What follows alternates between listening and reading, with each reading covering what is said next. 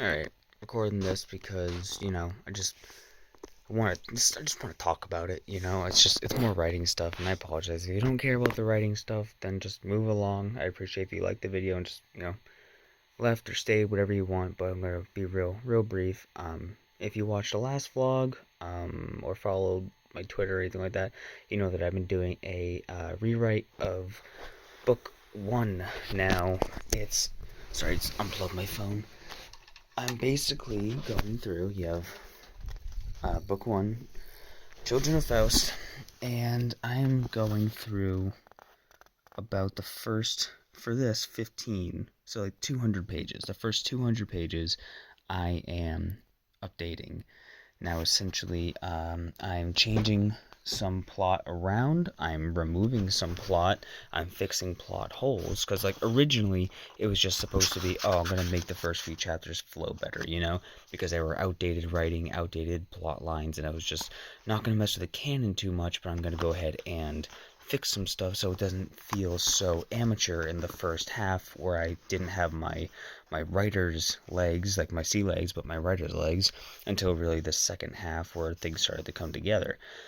A lot of stuff was holdover from the original drafts and never really got changed. It got updated, tweaked, and edited, but it never got changed to fit. So I went through, that was a plan to actually change some of these chapters a bit while keeping the narrative structure that you might know.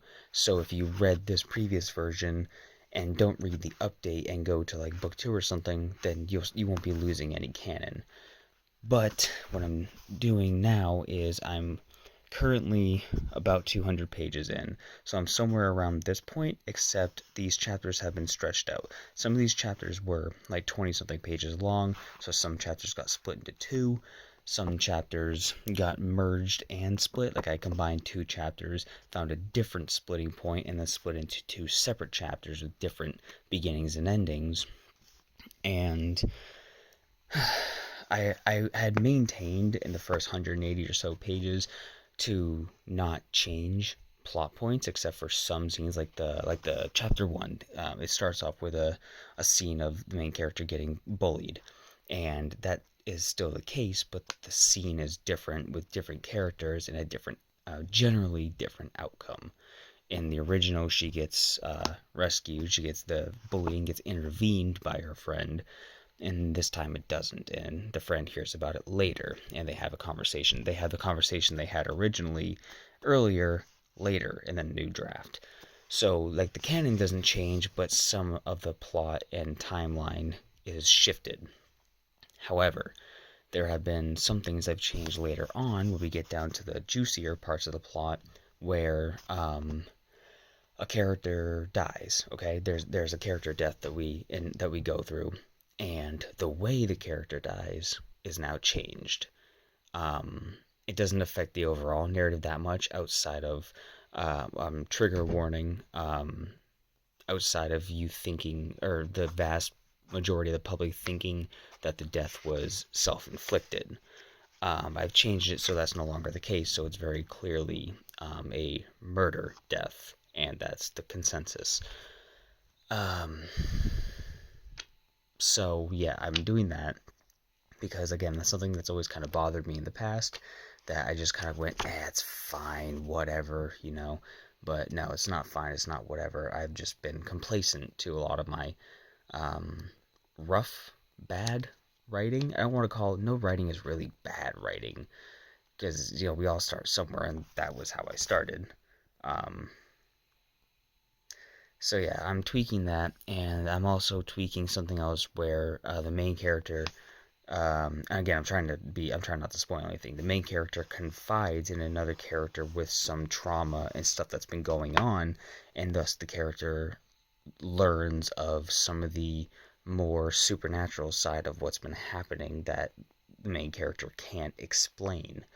I've undone that now, it's where the secondary character does only learn to some of the trauma that's been happening and not the supernatural stuff. Or rather, they've talked about it, but they're never brought into the fold of how real it has become. They're kept on the sidelines of it just being some kind of weird spooky shit that's unexplainable, you know? They're not brought into the I've realized, like, I've been contacted by this entity. That doesn't happen. No.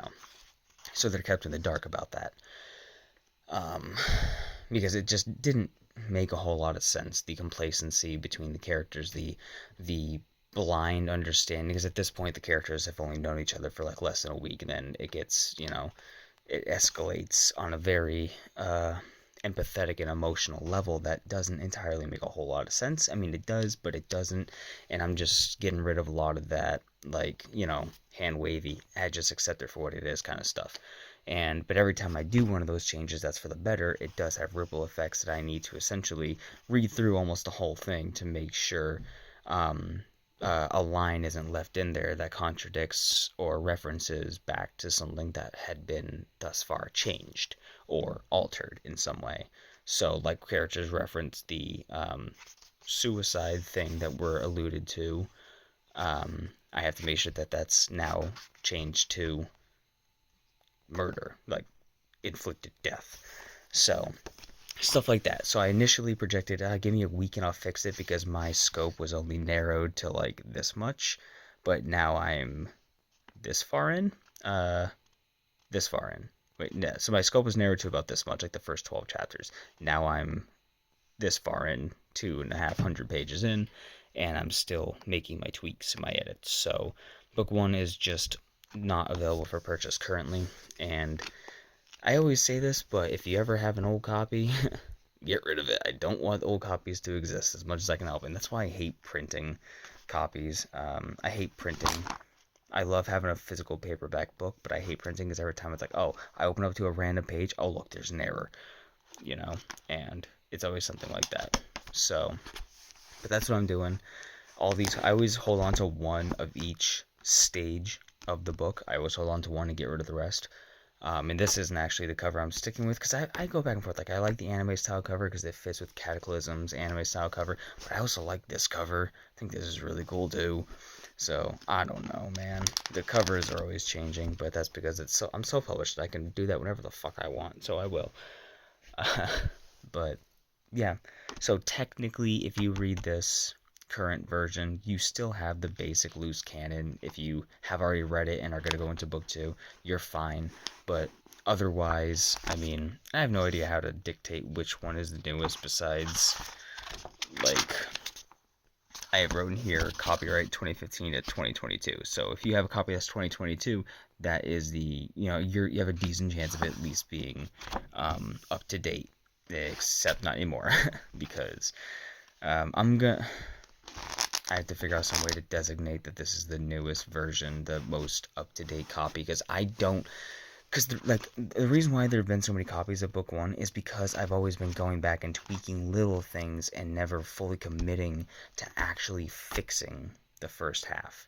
And that's what I'm doing now. So this should be the last time I ever make changes to book one that aren't, oh, I noticed a spelling error that I can fix, and that doesn't matter. That doesn't require a recall of a book, you know what I mean? This will, because what I'm doing effectively changes fucking this much of the book.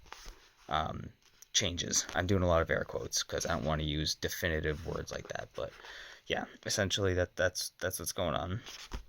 So, bear with me. I'm literally working on it for like 4 or 5 hours a day, not joking. I start working on it at like 11:30 in the morning, and I stop working on it about 1:30 p.m. before I have to go to work. I go to work, I think about it while I'm at work, and I make mental notes. I get home from work, I chill out for a little bit, then about 11:30 or 12 at night, I work on it till about 2 a.m. and 2 or 2:30 a.m., and then I go to bed, I get up, and I do it again. So I am plugging away at this as if it's my job. I'm putting a lot of time. I've probably put like 30 or 40 hours, because I think I spent one of my days off, a Monday, working on it. I think I was writing for about 6 hours during the day, so I've put like 30 hours the past week into working on this. And it feels good. Like, genuinely, I'm happy to work on it, because I actually feel like when I have somebody purchase book one, the first thought in my head is going to be, oh, I hope they can make it through the rough beginning, because it is and always has been kind of a rough beginning. Like, it works because the characters and the emotions in the story hold you over, but just some of the writing is bad, some of the writing is amateur, and it will no longer be the case. I will be confident when I have somebody purchase book one and be like, yes, because I know that they're going to get the story I meant to tell. They're going to get a solid story 100% of the way through. And that's all that matters to me, because then they can go into book two confident. You know, I can be confident when they pick up book two, or if they pick up Transgression, or the anthology. I mean, the anthology is its own rough story anyway, because that's told in a very different way. That's just very rapid fire. It's very much like, this is the character's backstory for what it is. And I've thought about expanding those as well. Maybe I will someday, but as of right now, they're just side stuff. They're not necessary to the plot. So anyway, I just got done doing that writing, so I'm gonna watch an episode of Supernatural.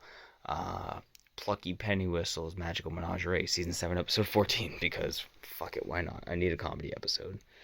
Thank you for listening, and keep an eye out for an update.